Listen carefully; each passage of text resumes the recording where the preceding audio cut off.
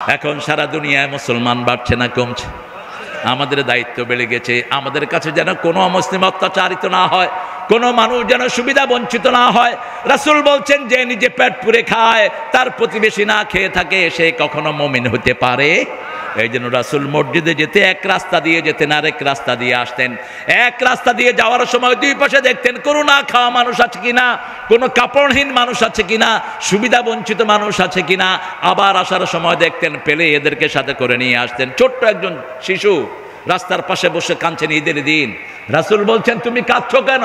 বলছে, আমার আব্বাও নাই, আম্মাও। রাসূল তাকে হাতে করে ঘরে আসলেন, এসে বললেন, এই আয়েশা আসো, এখানে আসো।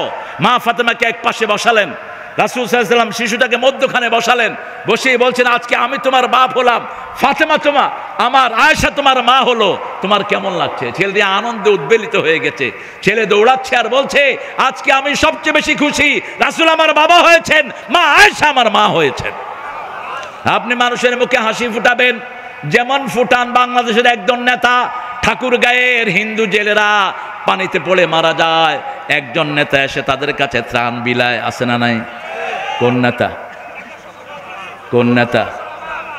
আমরা সব নির্যাতিত মানুষের পাশে দাঁড়াবো, তাদেরকে মুখে খাবার তুলে দেবো, ঠিক না বা ঠিক?